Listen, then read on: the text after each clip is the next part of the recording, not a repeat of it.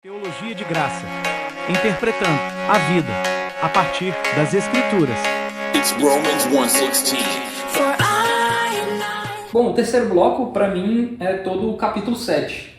Sim. E pode terminar até com o capítulo 8, verso 1, mas eu acredito que vou deixar o capítulo 8, verso 1, para a gente fazer uma transição desse vídeo para o próximo. Pode ser. Tá?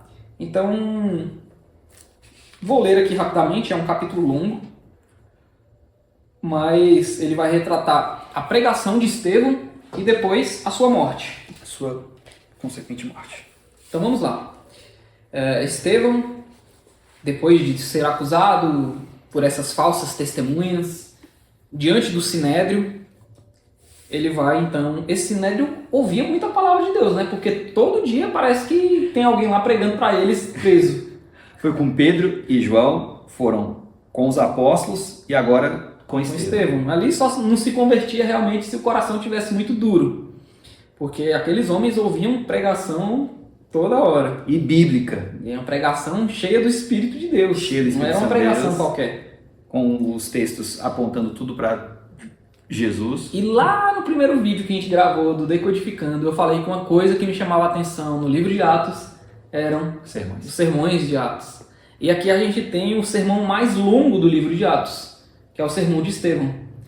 Uma experiência que eu tive a primeira vez quando eu li Atos, há muitos anos. Quando eu li o capítulo 7, eu fiquei encantado. Porque quando eu li assim, ele está falando sobre o Antigo Testamento. Mano, eu fiquei encantado. Glória a Deus por isso. Glória a Deus por esse texto aqui. Depois eu vou ressaltar algumas coisas aqui nesse sermão que vão servir de dicas valiosas para nós, como pregadores e também como ouvintes de pregação, né?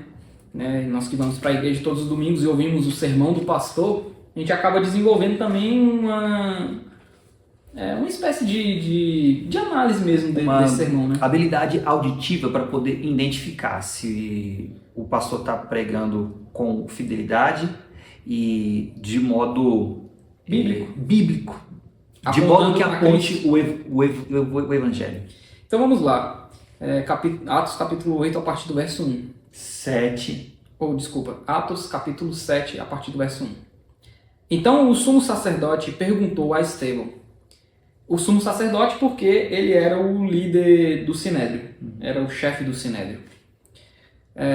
Então ele pergunta para Estevão, isso de fato é assim? Ou seja, essas falsas acusações, essas falsas testemunhas que as pessoas estão acusando você. Não, essas acusações são assim? Essas acusações que a gente sabe que é falsa. Está dizendo que é falsa, mas o Sinédrio está ali para julgar se de fato elas eram procedentes. Sim. Então ele pergunta, isso de fato é assim? Né? Tudo isso que você está sendo acusado é verdade? E aí Estevão começa a responder. E ele começa a responder pregando. Aqui ele vai dar vai pregar um sermão que é o sermão mais longo aqui do livro de Atos. Ele vai dizer assim, no verso 2, Estevão respondeu, irmãos e pais, escutem. O Deus da glória apareceu a Abraão, nosso pai, quando este estava na Mesopotâmia, antes de morar em Harã. E lhe disse, saia da tua terra e do meio da tua parentela e vá para a terra que eu lhe mostrarei. Então Abraão saiu da terra dos caldeus e foi morar em Harã. E dali, com a morte de seu pai, Deus o trouxe para esta terra em que vocês agora estão morando. Nela não lhe deu esperança, nem sequer o espaço de um pé, mas prometeu dar-lhe a posse dela, e depois dele, a sua descendência. Embora Abraão ainda não tivesse filhos. E Deus falou que a descendência dele seria peregrina em terra estrangeira, onde seriam escravizados e maltratados durante 400 anos. Deus disse ainda, castigarei a nação da qual forem escravos, e depois disso sairão daí e me servirão neste lugar. Então lhe deu a aliança da circuncisão. Assim Abraão gerou Isaque e o circuncidou no 8º dia. E Isaque gerou a Jacó, e Jacó gerou os 12 patriarcas.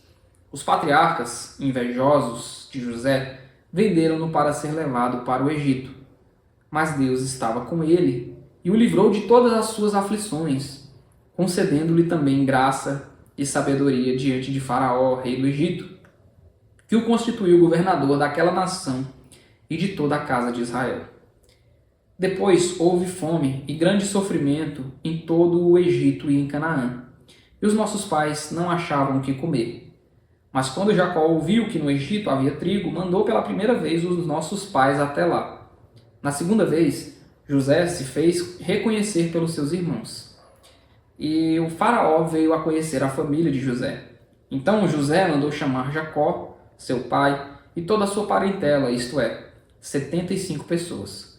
Jacó foi para o Egito e ali morreu, e ele e também os nossos pais.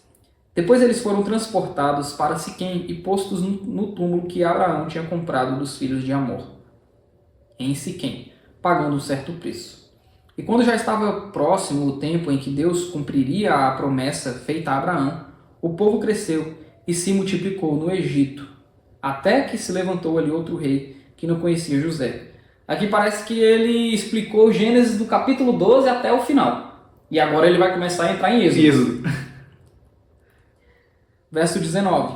Este outro rei tratou com astúcia a nossa gente e torturou os nossos pais, a ponto de forçá-los a abandonar seus meninos recém-nascidos, para que não sobrevivessem. Por esse tempo nasceu Moisés, que era formoso aos olhos de Deus. Durante 3 meses ele foi mantido na casa de seu pai. Quando tiveram de abandoná-lo, a filha de Faraó o recolheu e criou como seu próprio filho. E Moisés foi educado em toda a ciência dos egípcios e era poderoso em palavras e obras. Quando completou 40 anos, Moisés teve a ideia de visitar os seus irmãos, os filhos de Israel. Só um parêntese aqui. Quando ele fala da história de Moisés, ele divide ela em 3 partes de 40 anos. A primeira de quando ele nasce até quando ele completa 40 anos, né? Que é justamente, ele fala aqui no verso 23, quando completou 40 anos, aí ele começa a segunda parte da história de Moisés. Ele está lá em Midian. E depois a terceira e última parte. Então, quando completou 40 anos, Moisés teve a ideia de visitar os seus irmãos, os filhos de Israel. Vendo um homem ser maltratado, saiu em defesa dele e vingou o oprimido, matando o egípcio. Ora, Moisés pensava que seus irmãos entenderiam que Deus queria salvá-los por meio dele. Eles, porém, não entenderam. No dia seguinte, Moisés aproximou-se de uns que brigavam e procurou reconduzi-los à paz, dizendo: Homens, vocês são irmãos, por que estão maltratando um ao outro? Mas o que agredia o seu próximo repeliu Moisés, dizendo: Quem colocou você como chefe e juiz sobre nós? Será que quer me matar, assim como ontem matou o egípcio? Ao ouvir isto, Moisés fugiu e se tornou peregrino na terra de Midian, onde lhe nasceram 2 filhos. Aí aqui de novo, passados 40 anos, ou seja, já passou 80, né? Sim. Apareceu-lhe no deserto, no Monte Sinai, um anjo, por entre as chamas de uma sarça que estava queimando. Moisés ficou maravilhado diante daquela visão, e aproximando-se para contemplá-la, ouviu-se a voz do Senhor que disse: Eu sou o Deus dos seus pais, o Deus de Abraão, de Isaque e de Jacó. Moisés, tremendo de medo, não ousava contemplar a sarça. Então o Senhor disse: Tire as sandálias dos pés, porque o lugar em que você está é terra santa. Certamente vi o sofrimento do meu povo no Egito, ouvi o seu gemido e desci para libertá-lo. Venha agora, vou mandar você para o Egito. A este Moisés, a quem tinham rejeitado, dizendo: Quem colocou você como chefe e juiz? Deus enviou como chefe e libertador, com a assistência do anjo que lhe apareceu na sarça. Foi Moisés quem os tirou de lá, fazendo prodígios e sinais na terra do Egito, no Mar Vermelho e no deserto, durante 40 anos. Foi ainda Moisés quem disse aos filhos de Israel: Deus fará com que do meio dos irmãos de vocês se levante um profeta semelhante a mim. Este Moisés, quem esteve na congregação do deserto, com o anjo que lhe falava no Monte Sinai e com os nossos pais, foi ele quem recebeu palavras vivas para nos transmitir. Nossos pais não quiseram obedecer a Moisés, mas o rejeitaram, e no seu coração voltaram para o Egito, dizendo a Arão: Faça para nós deuses que vão adiante de nós, porque quanto a este Moisés, que nos tirou da terra do Egito, não sabemos o que lhe aconteceu. Naqueles dias, fizeram um bezerro e ofereceram um sacrifício ao ídolo, alegrando-se com as obras das suas mãos. Mas Deus se afastou e os entregou à adoração das estrelas do céu, como está escrito no livro dos profetas: Ó casa de Israel, será que foi para mim que vocês ofereceram vítimas e sacrifícios no deserto durante 40 anos? Não é verdade que vocês levantaram o tabernáculo de Moloque e a estrela de Renfã, o Deus de vocês, imagens que vocês fizeram para as adorar? Por isso vou mandar vocês ao exílio para além da Babilônia. O tabernáculo do testemunho estava entre os nossos pais no deserto, como havia ordenado aquele que disse a Moisés que fizesse o segundo modelo que tinha visto. Mas também os nossos pais, com Josué tendo recebido o tabernáculo, o levaram quando tomaram posse das nações que Deus expulsou da presença deles. Foi assim até os dias de Davi, que obteve o favor de Deus e pediu autorização para construir uma casa para o Deus de Jacó. Mas foi Salomão quem lhe edificou a casa. Entretanto, o Altíssimo não habita em casas feitas por mãos humanas, como diz o profeta. O céu é o meu trono, e a terra é o estrado dos meus pés. Que casa vocês edificarão para mim, diz o Senhor? Ou qual é o lugar do meu repouso? Não é fato que a minha mão fez todas essas coisas? Homens teimosos e incircuncisos de coração e de ouvidos, vocês sempre resistem ao Espírito Santo. Vocês fazem exatamente o mesmo que fizeram os seus pais. Qual dos profetas os pais de vocês não perseguiram?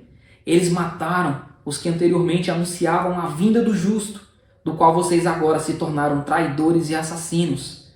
Vocês que receberam a lei por ministério de anjos e não aguardaram.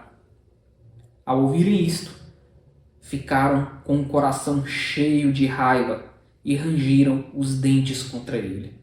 Mas Estevão, cheio do Espírito Santo, fitou os olhos no céu e viu a glória de Deus e Jesus que estava à direita de Deus. Então disse: Eis que vejo os céus abertos e o Filho do Homem em pé à direita de Deus. Eles, porém, gritando bem alto, taparam os ouvidos e unânimes avançaram contra ele. E expulsando-o da cidade, o apedrejaram. As testemunhas deixaram as capas deles aos pés de um jovem chamado Saulo. E enquanto o apedrejavam, Estevão orava dizendo: Senhor Jesus, recebe o meu espírito. Então, ajoelhando-se, gritou bem alto: Senhor, não os condenes por causa deste pecado. E depois que ele disse isso, morreu. Mano, ele era cheio do espírito de sabedoria, né? Eu vi esse texto aqui e li assim, na perspectiva das duas acusações que foi levantada contra ele. Vou tentar fazer um resumo e você pode falar em cima disso e acrescentar. Quais foram as duas acusações que se levantaram contra ele? Primeiro, que ele estava falando contra o templo e contra a lei. Ele levanta aqui alguns personagens, por exemplo, ele levanta aqui Abraão, José, Moisés, Josué, Davi e Salomão. Vamos tentar ficar aqui agora nessa perspectiva do templo e da lei. Eles adoravam no templo a Deus e eles serviam a Deus mediante a lei. Por exemplo, se eles imaginassem que a adoração a Deus estivesse apenas restrita ao templo, com os exemplos que ele trouxe, ele já está dissipando essas ideias. Até mesmo com uma própria perspectiva que Jesus trouxe com a samaritana. Ela disse, olha, vocês, uns dizem que é para adorar ali ou acolá, e aí Jesus responde, olha, os verdadeiros adoradores adorarão o Pai em espírito e em verdade. Então, já de alguma forma afastando que o verdadeiro templo onde deveria ser adorado é ele mesmo, é o próprio Jesus. Voltando para cá agora. Ele cita Abraão. Deus falou com Abraão e não falou no templo, porque não existia ainda. Sim. Deus falou com José através de sonhos e visões. e não havia um templo ainda. Deus levantou Moisés Falou por meio de uma sarça. de uma sarça. Não havia templo ainda, a gente está na base do templo. Deus falou com Josué. Tinha o tabernáculo. E Davi se propôs a construir um templo e Salomão constrói esse templo. Mas o próprio profeta Isaías, inspirado por Deus, diz: os céus é o meu trono. Eu não habito em templo feito por mãos humanas. Ainda assim, Deus o recebeu. E o templo de Deus veio e habitou entre nós.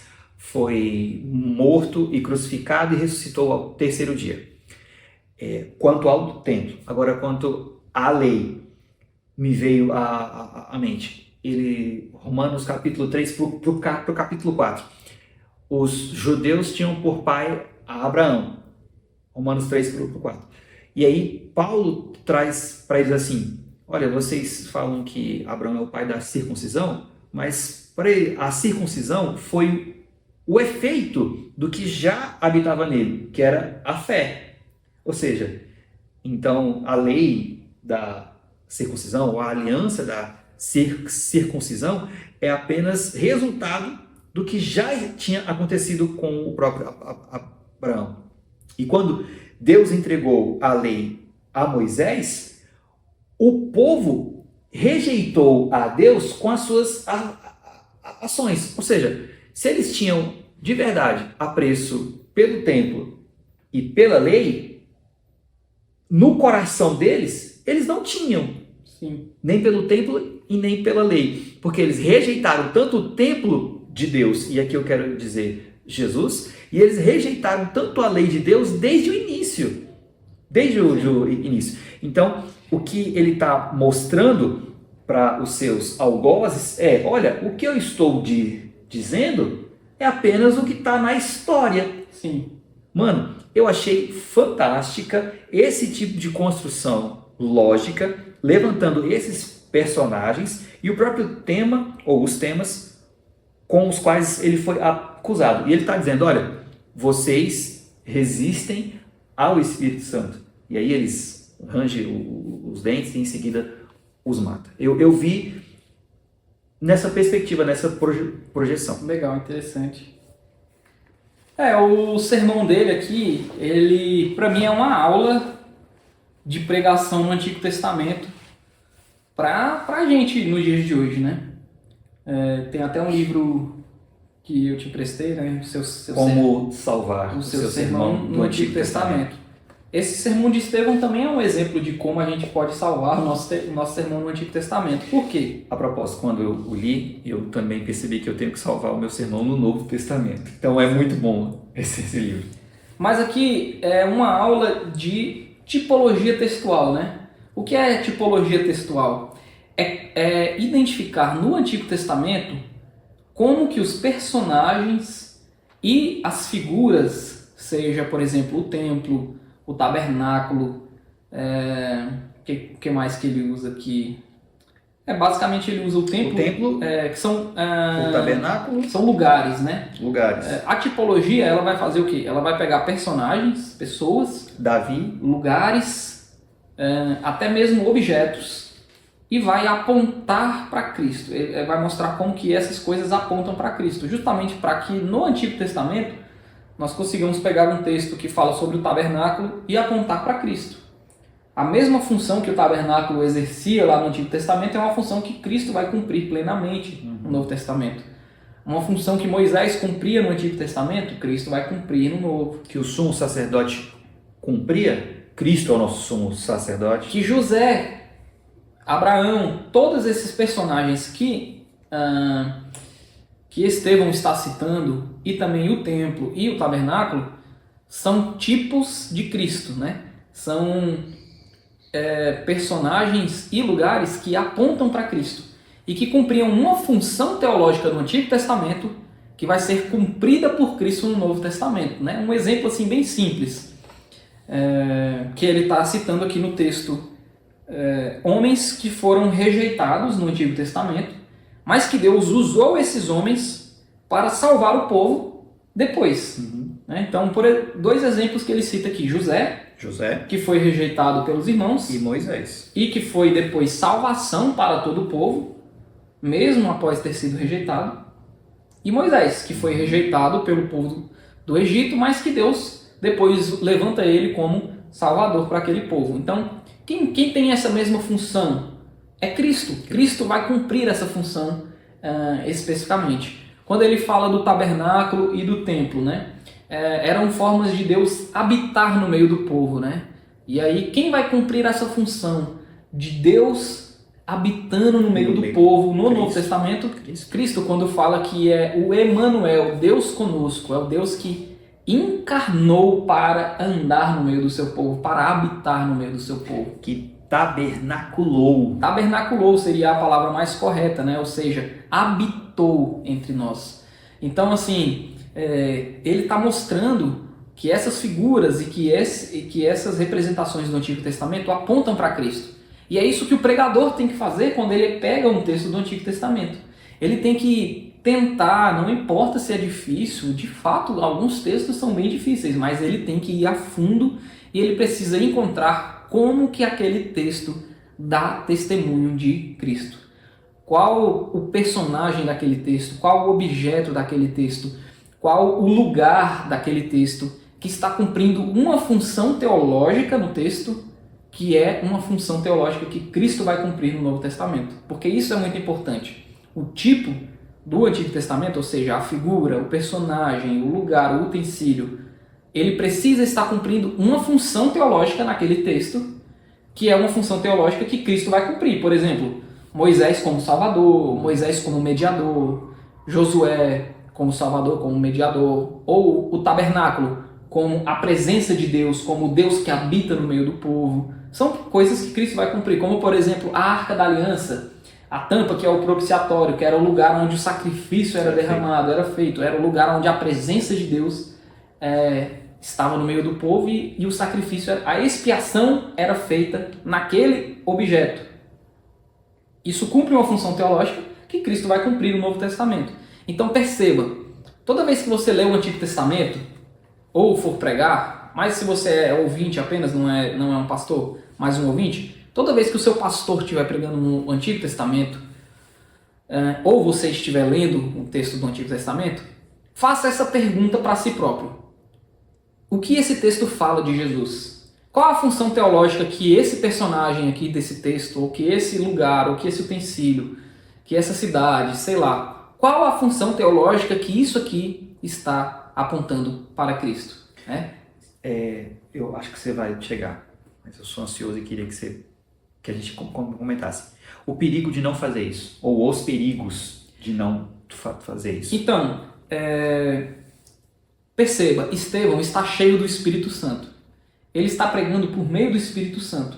E Cristo também fez isso. Quando ele, todas as vezes que Cristo pregava, ele pegava o Antigo Testamento e ele pegava a função daquele texto no Antigo Testamento que apontava para ele.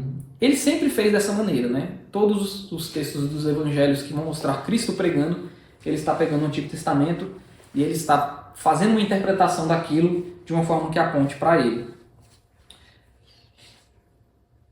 Quando o pastor não faz isso, ele pega o Antigo Testamento para ressaltar, por exemplo, as qualidades morais do personagem, de maneira que essas qualidades morais sejam transpostas para a gente já nos dias de hoje. É um erro muito comum. Muito. Isso vai tornar a pregação moralista. Ah, Clisma, não entendi. Me dá um exemplo.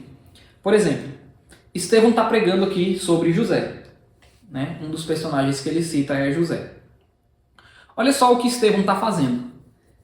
A qualidade de José no texto, que ele está ressaltando aqui, que é a qualidade de salvador dos seus irmãos, ele está pegando essa qualidade e ele está dizendo que é uma qualidade de Cristo.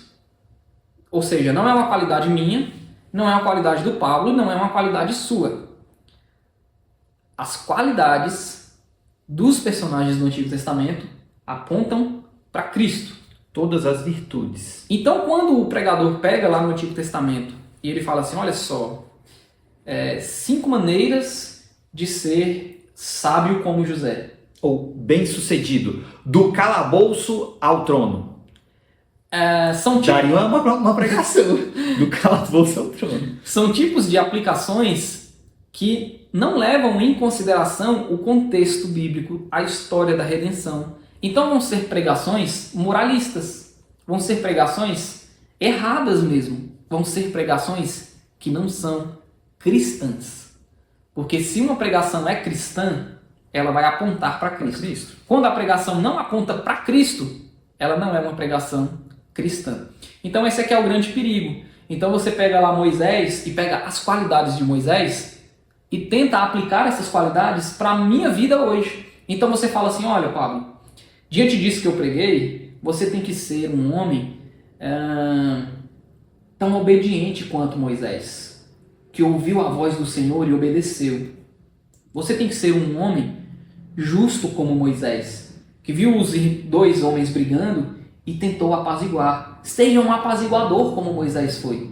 Não é isso. Se Moisés foi apaziguador, é porque Cristo é o príncipe da paz. Se Moisés em algum momento foi obediente, é porque Cristo obedeceu ao Pai. Quando Moisés, tu até já pregou sobre isso, quando Moisés disse a Deus, tira o meu nome do livro da vida, ou seja, não mata esse povo. Não mata esse povo, mas quem deu a sua vida no nosso lugar foi Cristo. Né? Então Moisés como mediador, lá em Êxodo capítulo 32, que justamente Estevão vai citar aqui a construção do bezerro de ouro e tudo mais. Né? Então, perceba o que Estevão está fazendo e a diferença do que os pastores que pregam um sermão moralista fazem. Ele pega as qualidades dos personagens e ele fala, olha, Cristo, ele teve essa mesma qualidade. Agora, olha só o que ele faz com o público ouvinte, ou seja, que somos nós que estamos ouvindo a pregação. Isso até agora no Antigo Testamento, o que Cristo está dizendo no Antigo Testamento. Isso serve para o Novo também. Isso, é onde eu queria entrar aqui. No Novo também a gente pode encontrar os personagens, por exemplo, Paulo, né, que é bem mais tarde. A gente tem que ser como Paulo e tudo aquilo, mas a gente também tem que ser como Estevão. Só que os dois foram cheios do Espírito Santo, dependiam de Deus, dependiam da graça do Senhor. Então, se tanto o Antigo Testamento quanto o Novo, se a gente não apontar para as virtudes e os méritos e na força do poder de Deus, a gente torna também o Novo Testamento moralista. Sim, e assim, o que eu estava querendo dizer é o seguinte, olha só o que Estevão vai fazer para aplicar a pregação para os ouvintes, porque eu estou falando assim, Clisman, beleza, eu não posso pegar as virtudes de José e de Moisés e jogar essas virtudes para o ouvinte fazer do mesmo jeito. Ok, não posso usar os exemplos deles e dar de exemplo para os fiéis cumprirem. Beleza. Então como que eu vou conectar essa mensagem com quem está ouvindo? Se as virtudes dos personagens do Antigo Testamento apontam para Cristo, o que vai servir para a gente então?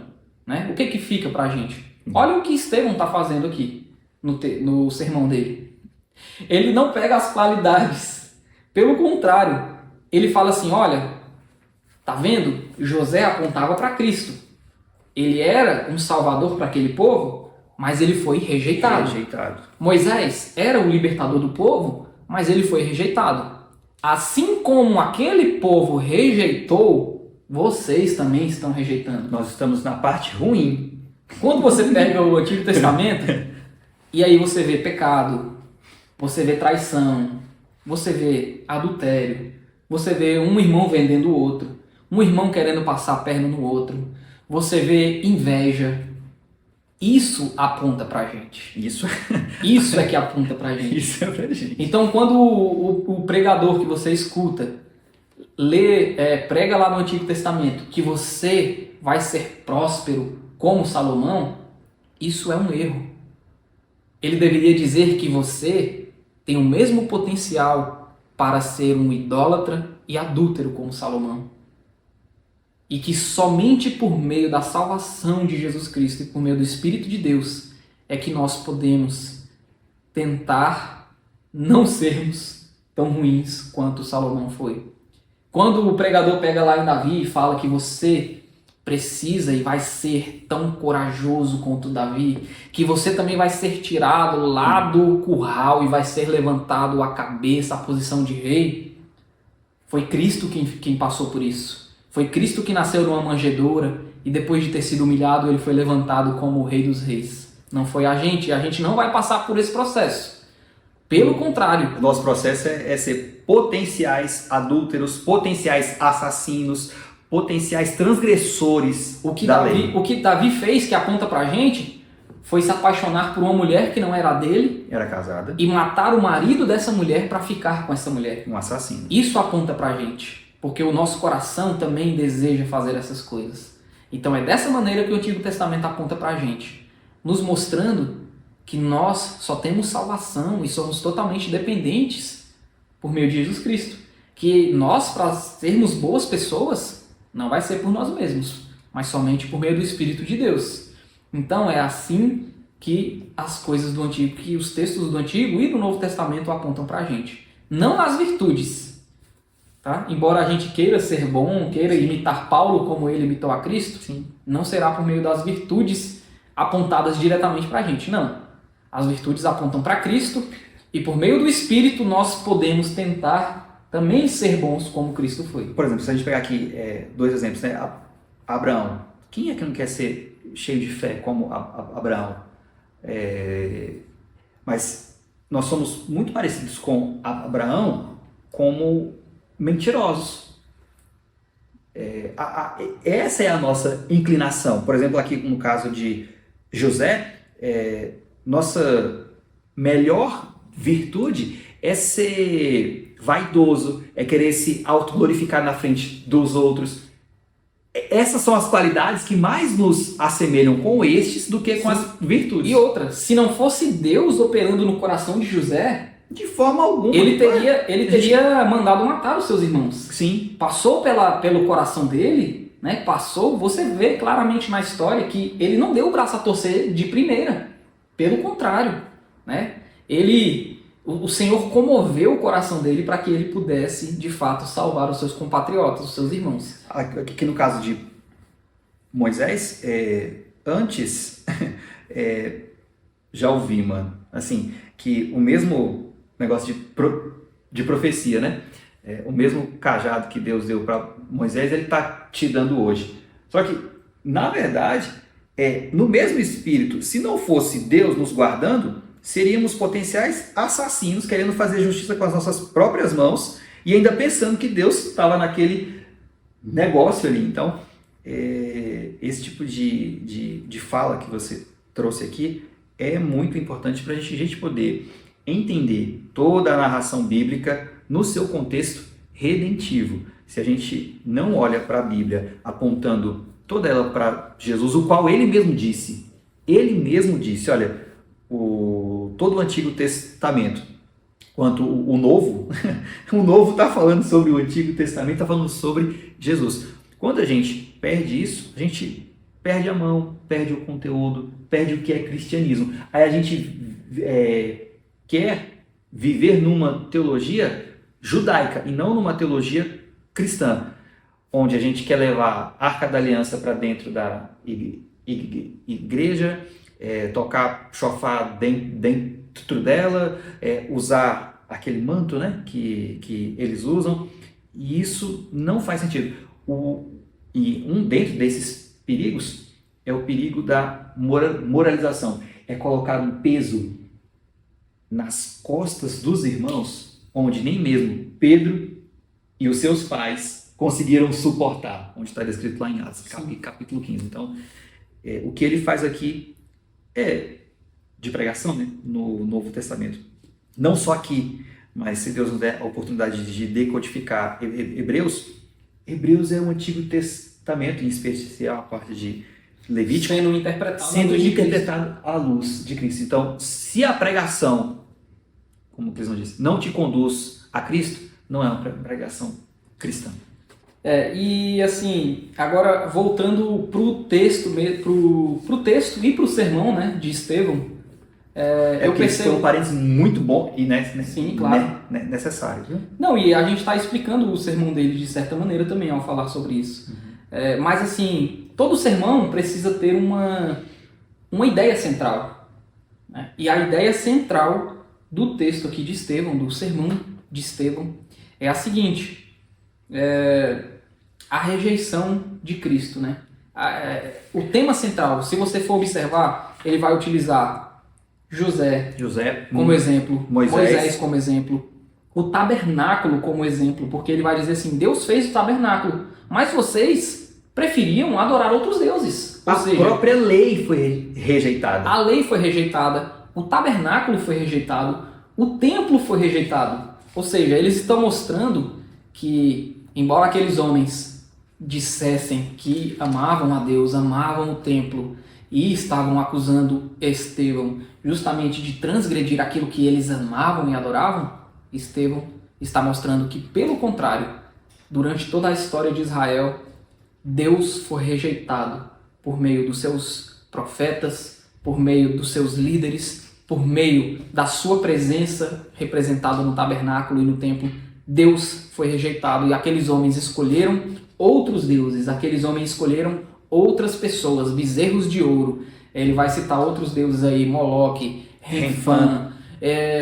Ou seja, a sua boca diz uma coisa, mas o seu coração diz outra. Mano, ele diz aqui, né? Ó casa de Israel, será que foi para mim que vocês ofereceram vítimas e sacrifícios no deserto durante 40 anos? Parece que assim, enquanto eles adoravam a Deus, entre aspas, né? Eles estavam com os seus deuses, sim, ou no coração, ou próximo a eles, ou até mesmo cultuando, porque diz assim: não é verdade que vocês levantaram o tabernáculo de Moloque e a estrela de Renfã, o deus de vocês? Imagem que vocês fizeram para as adorar? Aí por isso vou mandar vocês ao exílio para além da Babilônia. Mano, e o mesmo Deus, eles estavam numa projeção de dois cultos, né? Adorando, dizendo que estavam adorando a Deus que criou os céus e, ao mesmo tempo, levantando um culto às estrelas, as quais foram criadas por Deus. E Deus está dizendo: foram para mim que vocês levantaram culto? Mano, que perigo! Mano, que perigo! Aí entra uma lição aqui pra gente, né? Que perigo, mano, a gente dizer que está adorando a Deus e guardar os ídolos, os nossos ídolos no coração. Ou seja, levantar altares ou cultuar também de forma paralela. Da boca diz a Deus. E olha que expressão, mano, que eu achei. Essas expressões me arrancam suspiros. Uma delas é essa aqui, ó. No versículo 39. Nossos pais não quiseram obedecer a Moisés, mas o rejeitaram e, no seu coração, voltaram para o Egito. No coração eles voltaram... No coração. Mano, ou seja, eles estavam no deserto, levantando altares a Deus. Mas no coração eles estavam onde? No Egito. Continuando na mesma vida de adoração a outros deuses. Mano, que perigo da gente dizer, né, que serve a Deus, mas o nosso coração está longe dele. Mas a ideia-chave é essa rejeição dos pais, essa rejeição dos judeus do Antigo Testamento a Deus. Que ele está apontando: olha, da mesma forma que vocês rejeitaram a Jesus, vocês estão fazendo a mesma coisa que fizeram com os seus pais. Na verdade, ele pega o exemplo dos pais e vai conectar com eles, né? Com Jesus. Com as pessoas, com as pessoas, exatamente. Jesus, então, ele está dizendo o seguinte, ó: seus pais tinham um tabernáculo feito por Moisés, mas eles preferiram construir o seu próprio tabernáculo a Moloque. Seus pais tinham exemplos, mas preferiam seguir outros. Os seus pais tinham a lei de Deus, mas seguiam as suas próprias leis. Ou seja, a ideia central é rejeição a Deus. Rejeição a Deus. Embora Deus estivesse disponível, vocês o rejeitaram. Na verdade, não vocês, né? Os seus pais, os nossos pais. Ou seja, no Antigo Testamento... É uma forma de representação. Sim, no Antigo Testamento, Deus está sendo rejeitado. Ok, beleza, Estevão. Pode até ser. Mas o que serve para aquele povo, né? Naquele tempo, né? Como que esse povo pode receber a aplicação do sermão de Estevão?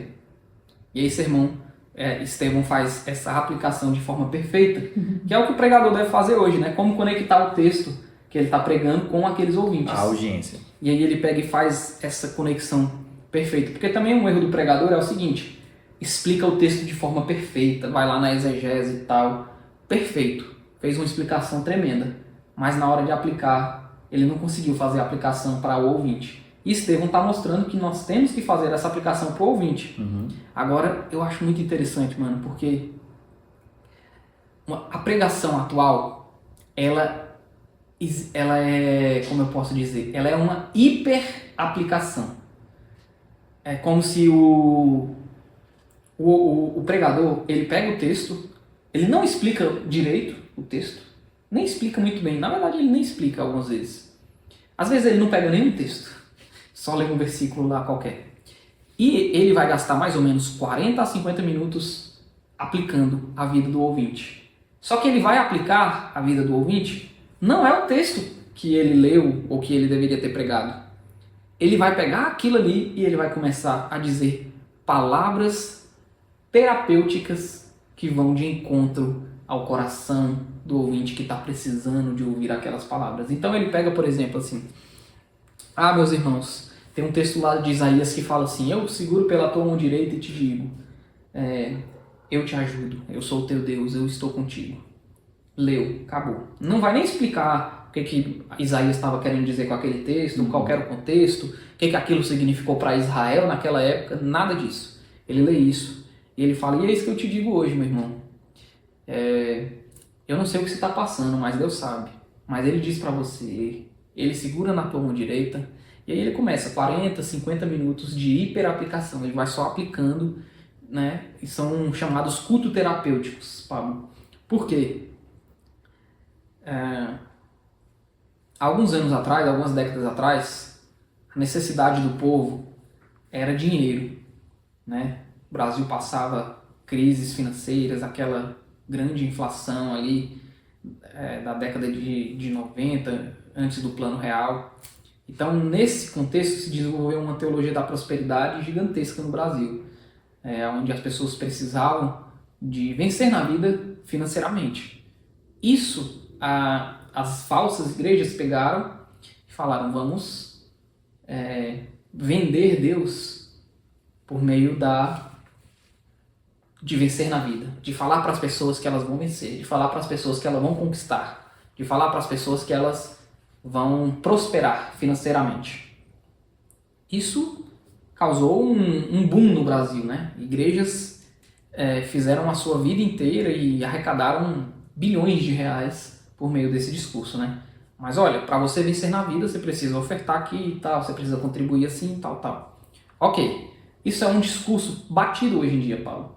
Hoje em dia o Brasil, assim, tem crises financeiras e tudo mais. Mas está melhor. Só que está bem melhor do que antes do Plano Real, por exemplo.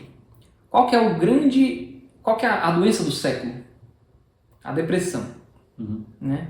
Qual que é o grande problema do Brasil hoje? Não só do Brasil, mas talvez de boa parte do mundo. São as emoções. São os problemas emocionais. Hoje, provavelmente você conhece alguém que está passando por depressão.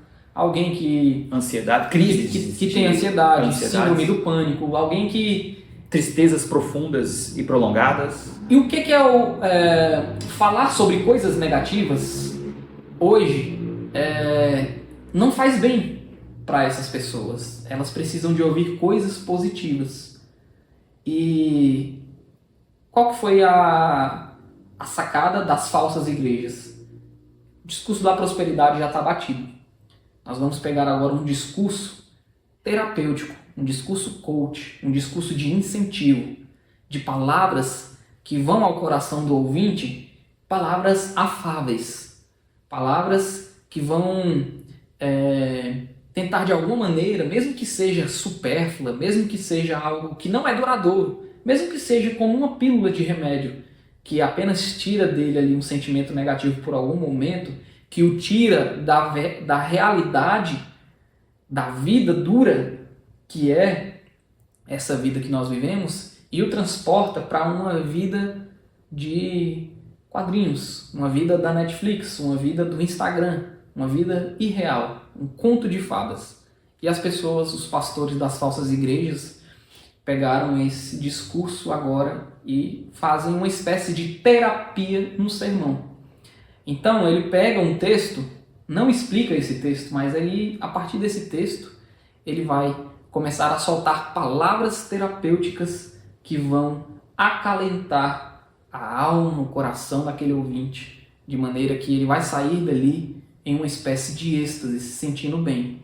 Embora ele vai acordar amanhã e vai continuar se sentindo uma merda, porque esse tipo de pregação é como se fosse um remédio, que tem um prazo de validade ali. Dura algumas horas, enquanto você sai ali no domingo da igreja, mas na segunda-feira a realidade bate a porta e você volta a ter as suas crises de ansiedade, a sua depressão, a sua tristeza.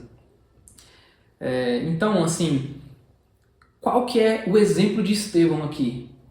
É o contrário.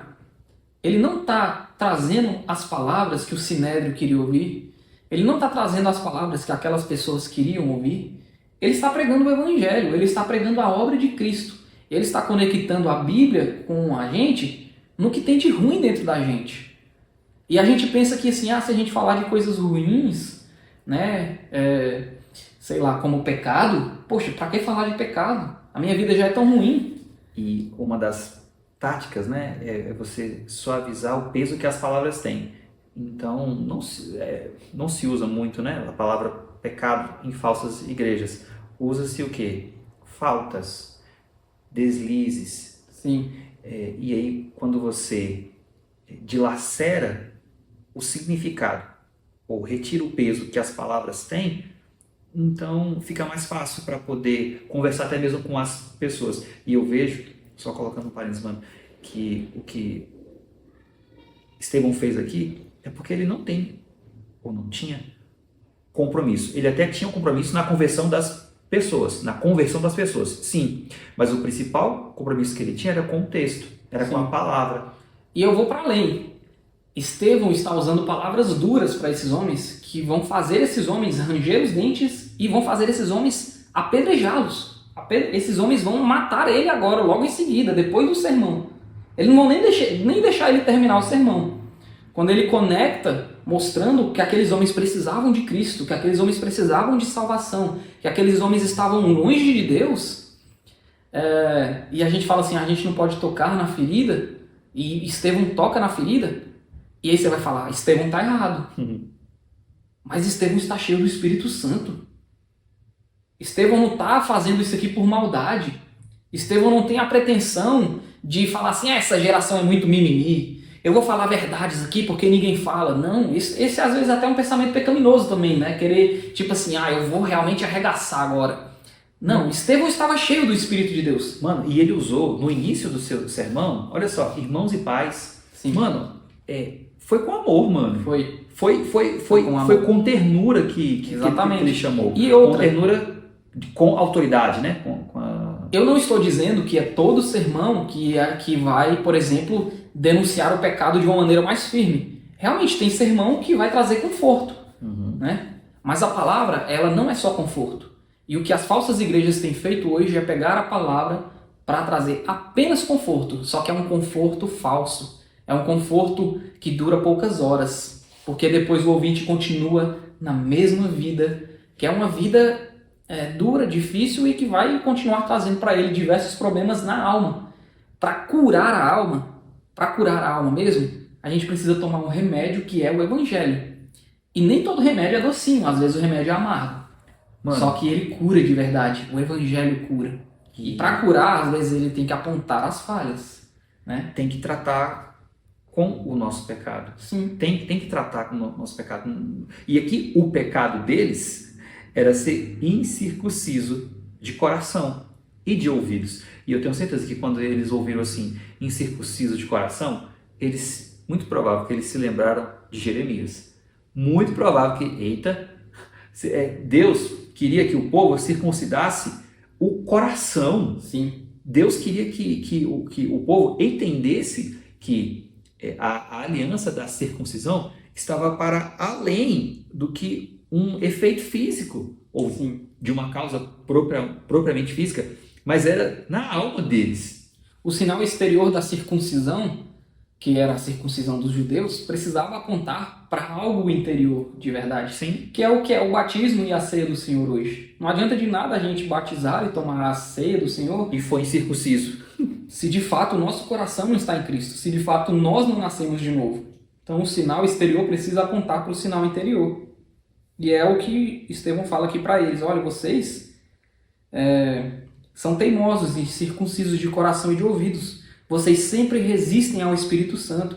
Vocês fazem exatamente o mesmo que fizeram os seus pais. É assim que o Antigo Testamento aponta para a gente. Porque foi o que ele mostrou e o que ele está aplicando agora. Exatamente. Qual dos profetas os pais de vocês não perseguiram? Eles mataram os que anteriormente anunciavam a vinda do justo, do qual vocês agora se tornaram traidores e assassinos. Eu lembrei de Amós. Isso aqui. Chega, né, em Amós e fala assim, tá bom, vai para o sul. O teu lugar é no sul. Para de pregar Para aqui. de pregar aqui. Ouvidente. E quando o sacerdote lá chama Amós de vidente, ele está dizendo assim, você recebe para falar essas coisas. Você está sendo pago para falar isso. Vai ganhar a sua vida para lá. Aqui não. Você está proibido de profetizar aqui. Então, expulsando os seus profetas, rejeitando os seus profetas, né? Eles perseguiram e mataram os profetas. E aí ele vai apontar para Cristo dizendo, olha, assim como os seus pais, os nossos pais, rejeitaram Deus no tabernáculo, rejeitaram Deus em José, Deus em Moisés, Deus, enfim, em todas as coisas que ele cita aqui no texto, vocês estão rejeitando a Deus. Aí ele conecta cristocentricamente, né? Vocês rejeitaram a Deus também como seus pais. De que maneira? Rejeitando Cristo. Hebreus vai dizer que Cristo agora eu esqueci a terminologia que ele usa, mas Hebreus capítulo 1, verso 1. A expressão exata do ser de Deus. Que Cristo é a expressão exata do ser de Deus. Ou seja, esses homens estão dizendo que amam a Deus, esses homens estão dizendo que amam o templo que representa Deus, mas eles estão rejeitando Deus porque rejeitaram Cristo. Porque Cristo é a expressão máxima. O Filho, que é o resplendor da glória de Deus e a expressão exata do seu ser. Ou seja, Cristo é o próprio Deus. Ele estava no meio de vocês, mas vocês mataram. Vocês que dizem que amam Deus, porque dizem que obedecem à lei, mas é mentira, né? Porque vocês estão pagando falsas testemunhas, transgredindo a lei. Vocês que dizem que amam Deus porque estão no templo, dizendo que o templo é a casa de Deus, é mentira. É mentira. Vocês rejeitaram Deus. Vocês mataram Deus, o Deus que vocês dizem que amam. Isso, de fato, é duro.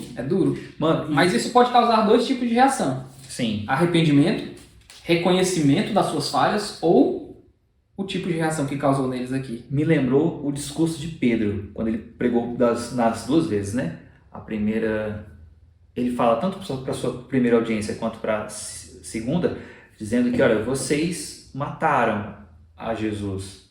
E aí a primeira audiência fala assim, tá, o que a gente faz agora? Aí a segunda, que era o Sinédrio, disse, o que a gente vai fazer com eles? Foi aquele exemplo que você disse, né? Tem dois tipos de reação. Ou você me lembrou isso aqui e se arrepende, ou você fica com raiva. E é o que eles fizeram. Verso 54. Ao ouvirem isto, ao ouvirem todo esse sermão que apontava para Cristo e que denunciava os pecados deles, eles ficaram com o coração cheio de raiva e rangiam os dentes contra ele.